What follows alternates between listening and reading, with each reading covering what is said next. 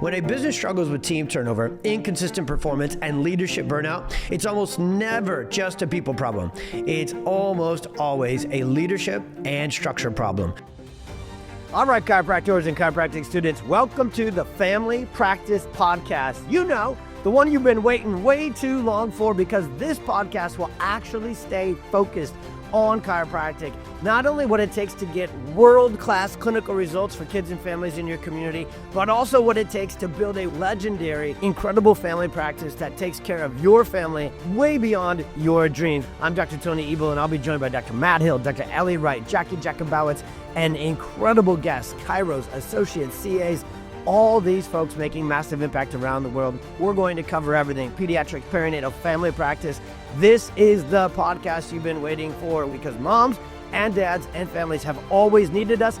Now they're finally ready for us. I hope you're ready for the Family Practice Podcast. Let's go.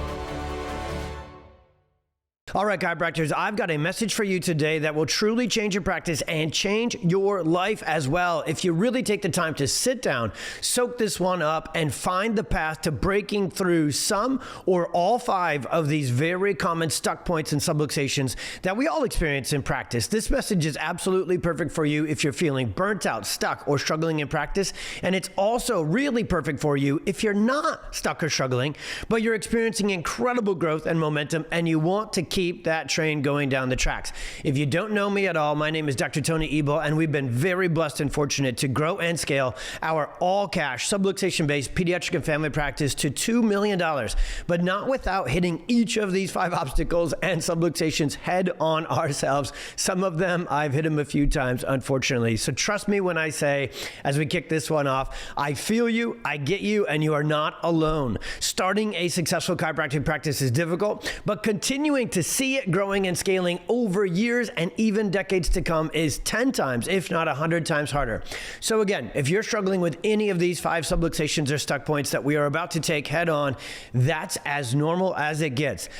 Take a deep breath, give yourself some slack, and let's slay these subluxations and growth stopping and stalling issues once and for all. All right, seriously, doc, grab your notebook and get ready to share this one with all your chiropractic homies who might be in the same stuck boat, because we're about to really honestly get after it. The absolute number one thing that causes successful chiropractors to get stuck and lose momentum in their practice right now today is what we call side hustle or shiny object syndrome. Perhaps the most common mistake made at this first stage of success in practice is thinking that just because you've done decently well growing that first business, you can replicate that success in another side hustle type of business. The pursuit of this shiny object syndrome typically has one of the following 2 root causes, or a combination: burnout or boredom.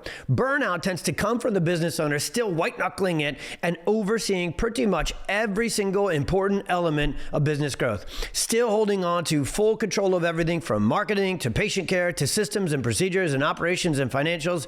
You name it, you own it. This means that they still are at best a level 1, maybe level 2 leader, more on that later, and that means they're not really leading at all. They may have other CAs and associates on the payroll, but they're still very much in charge of everything. And the bigger the practice grows, the higher their stress skyrockets, and instead of easing up and getting easier as more people step up and help. Burnout is actually super easy to identify and not that difficult to fix. Like subluxation and nervous system focused care, you simply have to dig deep and find the major subluxation leading to it, and then adjust and handle that or those first. The patterns of dysfunction that lead to this for clinic owners are all very, very common. So when you get a mentor and guide who's been there, done that, and can help you find those subluxations and clear those out of the way, your energy, your enthusiasm, your joy, your fulfillment, and freedom explodes without having to chase some $300 a month side hustle like owning a VRBO or getting into the online course or coaching game. All right, subluxation and stuck point number 2, adding integrated services like functional medicine, shockwave therapy, neuropathy, decompression, white label supplements, you name it. You are sold this bill of goods that it's going to increase your revenue and you don't have to do anything. The path of destruction that comes with these decisions is swift, it's sequential, and it's super predictable. First, you find out real quick that these ancillary services only add revenue, not profit. Big big difference. The salesman who snagged you during a moment of burnout or boredom induced distraction didn't give you all the numbers and really tell you the whole story behind it. Only the top line revenue numbers. So you'll start out by being excited with more money coming through, and then you'll be so frustrated when actually none of it hits the bank and stays in your pocket. Second, you'll destroy your brand swiftly. Hopefully, in order to get that original chiropractic clinic to the successful point of 300 to 500 visits or wherever it was when you got burnt out, bored out, and sold on this stuff, or wherever you were, you learned how to get really good at selling the most kick-ass transformational healthcare product in the world, chiropractic care. That's what your brand stood for, and that's what your team is there to support, provide, and help you sell and deliver. But not anymore. Now, to justify your purchase of that soft wave machine or decompression table, you've got to completely change your brand, your marketing, and your team training and positioning to be all about slinging that stuff instead of chiropractic. And soon, the whole team leaves and turns over because selling decompression and stem cells is about as exhilarating as selling timeshares, well, when compared to chiropractic anyways. So thirdly, you've not only destroyed your brand, you've now lost your whole team, and your culture sucks majorly. And we're just getting to that one. I could go on here, as there are definitely more than these three awful side effects to slinging other stuff than chiropractic inside a chiropractic clinic, but we'll leave it at that for this one. All right, subluxation number 3, failing to raise prices fast enough to keep up. This one is very common, and it's really super easy to miss out on as well. And I'm listing it here because we stink at it too. We got into this work to serve kids and full families, and if we honestly, truly could make it so affordable that literally everyone could access to it, we would do it. And in a way we have, because we're so successful in practice, we can afford to do what we call pro bono or hardship cases. But the problem is that affordable and valuable are not always the same thing. And that's why many years ago, we decided to build our fee systems around what we call the pro-affordable sweet spot for a family practice pricing model. We know with certainty and conviction that the care we provide is the most transformative, impactful care in all of healthcare, so the value positioning is through the roof.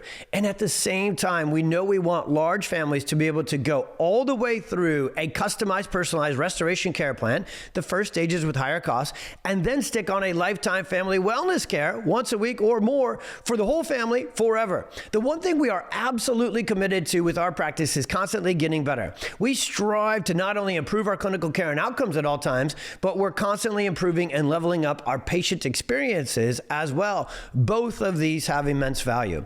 And what that means is if you're constantly providing more value on both of those key fronts, clinical outcomes and patient experiences, you must continually increase and level up your fees to match that value you deliver.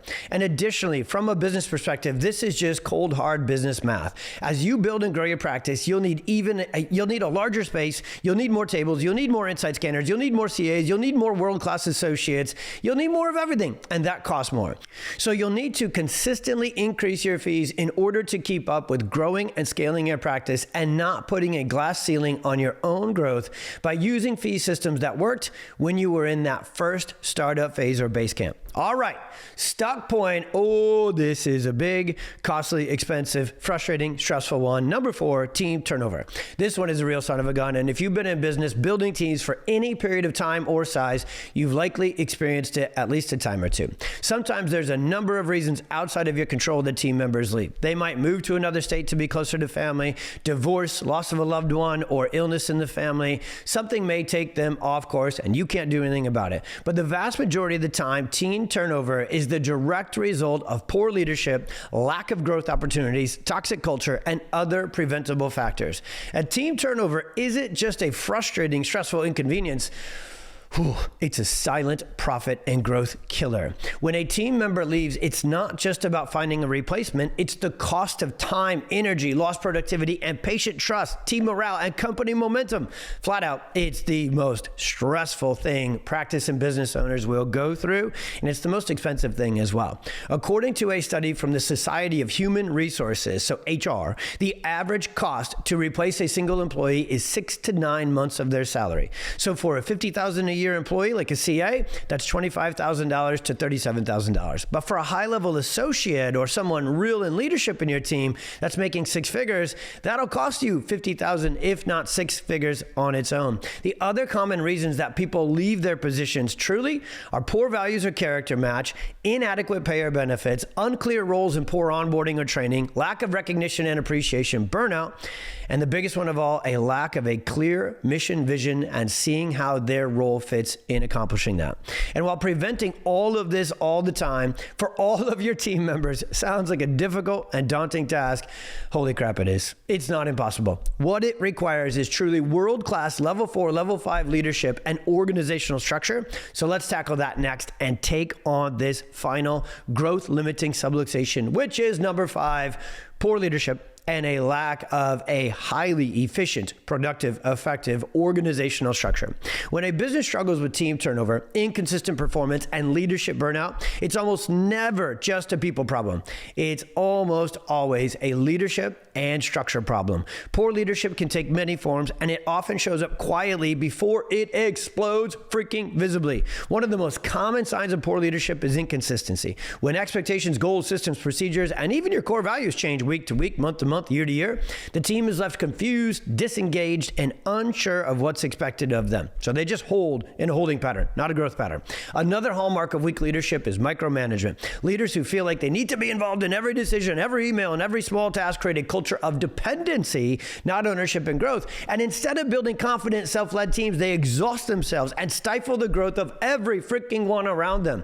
If the mindset is, I want it done right, I have to do it myself, then leadership quickly becomes a bottleneck, and burnout and team turnover is freaking inevitable. Often accompanying this main problem is the inability to have tough conversations. Poor leaders avoid direct, clear feedback. They sidestep conflict, allow low performers to stay in place, and unintentionally signal to their A players that excellence doesn't matter. Over time, that leads to high turnover among now even your best team members, while the wrong ones still frickin' remain. Another major leadership shortfall is the absence of vision. If leaders aren't constantly casting a compelling why behind the work, the team loses energy and direction. When the mission and values are only discussed during onboarding or written on the wall but not lived day to day, people begin to operate in survival mode, showing up for the paycheck, not the purpose, not the vision, not the mission. And lastly, poor leadership often comes down to ego. When leaders hoard credit and they deflect blame, when decisions are made top down without team input, and when control is prioritized, always over collaboration, the team's creativity and buy-in dies. Ownership disappears. Instead of rising into leadership themselves, team members learn to stay small, play it safe, and just try and hold on to their job. But leadership does not exist in a vacuum. It must be paired with strong organizational structure, because without that, even well-intentioned leaders will struggle. One of the most common signs of poor organizational structure is what we call everyone wears all the hats.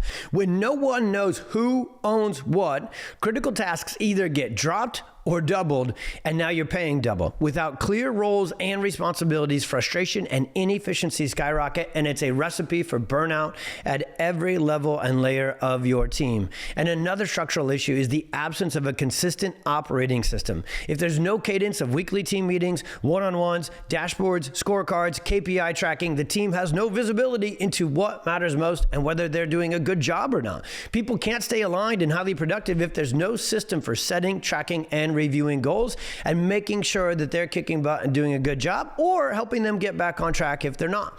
As a business scales, another weak point is the failure to build and empower middle management. When all the decisions bottleneck at the founder or the top leadership team, frontline team members lack support and mentorship on the day-to-day. Meanwhile, the key leaders get overwhelmed, stuck in reaction mode, stressed out, and instead of thinking strategically, they go into protection and stress mode 24/7, 365, and growth stops right there. Poor structure finally also shows up in lack of clear accountability. When no one truly owns an outcome, just the tasks, things fall apart. Without documentation or workflows, SOPs, people improvise constantly and that leads to inconsistent results. And worse, no one is actually sure what done well looks like. And finally, many businesses make the mistake of hiring reactively instead of strategically. They bring people on way too quickly or way too late without filtering for alignment alignment, values, and the actual needs, roles, and functions of the business that person's supposed to do. They promote team members based upon tenure or loyalty instead of true leadership readiness and job fit. This often puts the wrong people in key seats, which creates more dysfunction and turnover down the line. So, in closing, let's turn this into action. What does great leadership and structure actually look like? It's leaders who set clear expectations, provide consistent feedback, and lead by example. It's a team culture where roles are clearly defined, wins are regularly celebrated together, and accountability is embraced. It's a structure that includes weekly meetings, dashboards, SOPs, and documented workflows that are as clear as day. It's a leadership team that thinks strategically, communicates consistently with clarity, and develops the next layer of leaders from within. And above all, it's a business where the mission, vision, and values are not only known, they're lived out every single day. The truth is your business is stuck, turnover is high, or team energy is low. The solution isn't better people. It's better leadership and stronger structure, because people don't leave their jobs. They leave confusion. They leave chaos. They leave leaders who are not leading, who've stepped out, not up. But they stay for clarity. They stay for growth. They stay when they've felt seen, supported, and led well. And yes, mastering all these things that fit within this leadership and organizational structure bucket or job is one heck of a task for business owners and team leaders to tackle. But so what? It's literally your job. So stop complaining about it, avoiding it, and ignoring it, because all you'll get is the same place: stunted growth, more stress, and constant struggle of wondering, what if? Knowing that if you could truly figure out how to lead your team better and structure your organization better, you'd be unstoppable in practice. The true master key to continued growth and scaling comes down to one thing and one thing only over all the rest: world-class leadership and organizational structure beats everything else like none other. If you are stuck at any one of these very common places in subluxations, or a lot of them, do not stay there. Reach out to us via DM and book a call with one of our amazing PX team members, and let's see where we may be able to plug you into exactly what you need to get unstuck and get that practice growing and on fire again, so you can have that feeling of fun, joy, and love what you do. Practice isn't meant to be easy, but it shouldn't be so dang hard either. And the more successful it gets, for a lot of us, the more difficult it gets, and it should go the other direction. As we have more help, more structure, more systems, and we learn to level up our leadership, it should be more fun. You should experience more fulfillment, and the practice should create more impact in your community and this world than ever before. Because remember, if your practice isn't growing and it stays stuck or subluxated at any one of these common stages and places, that means more kids, more families in your community stay subluxated and stay stuck in the storm. Because when you grow your practice, you grow your impact. When you expand your practice, you transform their lives. So growth at every stage is as important to those you serve as it was when you first hung up your shingle and got started. So stay relentless, just like you did in the beginning of figuring out what to fix now to grow to the next level that is just around the curve. We can help, we can serve you. We know how to break through these subluxations. We've lived them, we've faced them, we've tackled them and broke through them. So we know the exact steps to get you through them and past them faster, easier, and more quickly than ever before, and definitely than you trying to figure it out on your own. Send us that DM, go to our website and learn more about PX. Whatever we can do to serve you to experience this breakthrough, we'll do it. Hey, Dr. Tony here, and I wanted to say thank you for listening to the Family Practice Podcast. If you enjoyed this episode, like and subscribe to the show so you don't miss a thing. Also, if you're looking for more content from us, you can absolutely subscribe to our newsletter, watch exclusive episodes on YouTube, and dive deep into the articles and blogs on our website. All of this is linked in today's show notes. Thanks again, and we'll see you on the next episode.